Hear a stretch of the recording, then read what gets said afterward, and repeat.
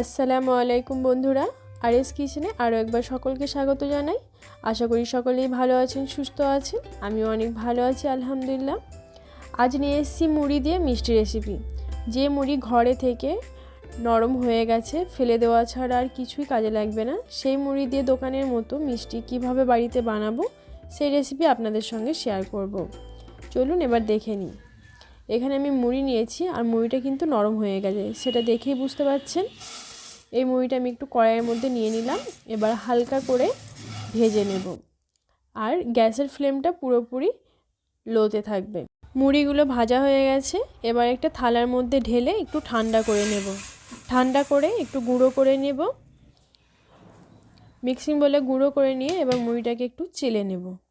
এর মধ্যে যদি আরও কিছু দানা থেকে যায় সেটা আমি বার করে নেব। আর মুড়িটা পুরোপুরি মিহিভাবে গুঁড়ো করতে হবে।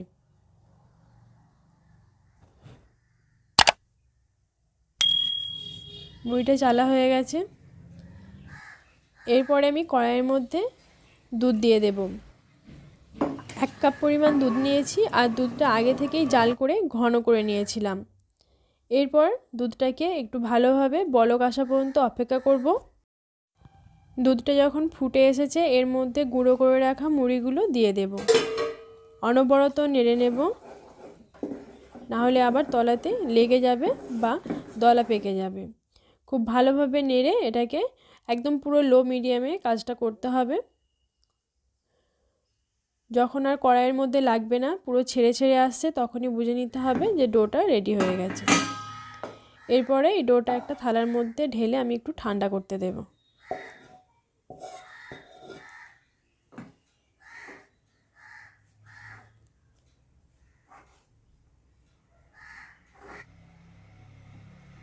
ডোটা ঠান্ডা হয়ে গেছে, খুব বেশি ঠান্ডা করব না, একটু হালকা গরম থাকতেই এর মধ্যে আমি দিয়ে দেব একটা ডিম আর খুব ভালোভাবে এটার সঙ্গে মিশিয়ে নেব।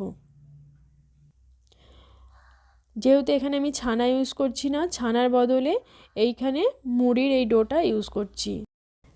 মিষ্টি বানানোর জন্য ছানা যেভাবে মেখে নিতে হয়, তাই খুব ভালোভাবে এই ডোটাকেও ডিমের সঙ্গে একসঙ্গে খুব ভালোভাবে মেখে নিতে হবে।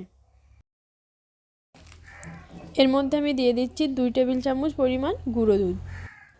সব কিছু আবারও একবার ভালোভাবে মেখে নিতে হবে।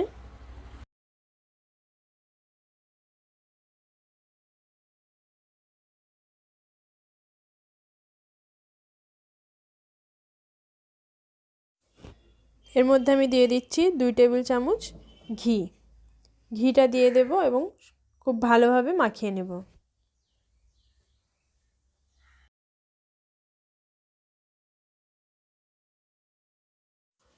সব কিছু খুব ভালোভাবে মাখানো হয়ে এলে হাতের মধ্যে একটু ঘি লাগিয়ে নেব মিষ্টির শেপ দেওয়ার জন্য, না হলে আবার হাতে লেগে যাবে। এরপর আমি মিষ্টির একটা শেপ দিয়ে নেব। সবাই নিজের পছন্দ মতোই শেপ দিয়ে নেবেন, আমি আমার পছন্দের মতো শেপ দিয়ে নিচ্ছি।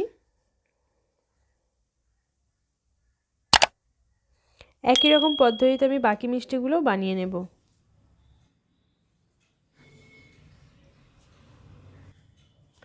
এরপর মিষ্টির জন্য আমি একটা শিরা বানিয়ে নেব। তার জন্য 1 কাপ পরিমাণ চিনি দিয়েছি আর 1 কাপ পরিমাণ পানি দিয়ে নেব। এবার খুব ভালোভাবে মিশিয়ে নেব আর গ্যাসের ফ্লেম একদম মিডিয়াম থাকবে।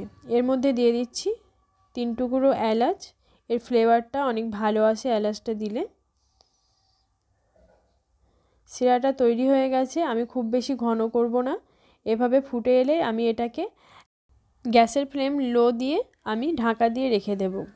এরপর কড়াইয়ের মধ্যে আমি সাদা তেল নিয়ে নিচ্ছি মিষ্টিগুলো ভাজার জন্য। তেলটাকে খুব বেশি গরম করা যাবে না গো, একদম যখন নর্মাল তাপমাত্রা আসবে তখনই মিষ্টিগুলো দিয়ে দিতে হবে।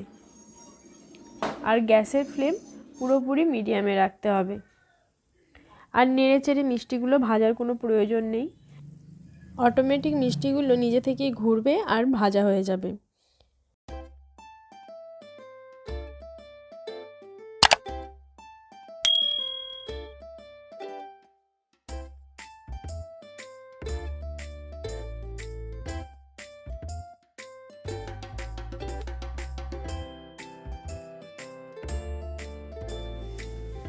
মিষ্টিগুলো অনেকটা ফুলেছে আর অনেকটাই কালার এসছে, আরও একটু কালার আসবে তারপরেই মিষ্টিগুলো তুলে নেব।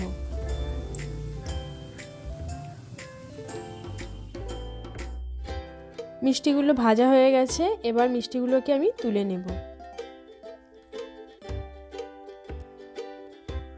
তুলে নিয়ে অন্য একটা ওভেনের মধ্যে গ্যাসের ফ্লেমটা একদমই লো করে রাখা ছিল যে শিরাটা, সেটাতে মিষ্টিগুলোকে দিয়ে দেব।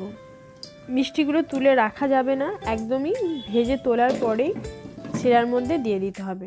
একই রকম পদ্ধতিতে বাকি মিষ্টিগুলোকেও ভেজে শিরাতে দিয়ে 2 মিনিটের জন্য একটু হাই ফ্লেমে ফুটিয়ে নেব। একদমই দোকানের মতো পারফেক্ট মিষ্টি মুড়ি দিয়ে বানানো হয়ে গেছে।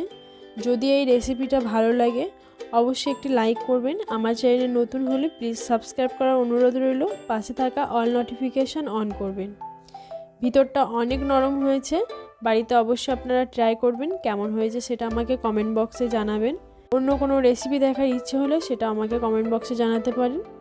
আজ এই পর্যন্তই, দেখা হচ্ছে আবারও অন্য কোনো দিন অন্য কোনো নতুন রেসিপি নিয়ে হাজির হয়ে যাব। আমার জন্য অনেক অনেক দোয়া করবেন। সকলেই সুস্থ থাকবেন, ভালো থাকবেন। আল্লাহ হাফেজ।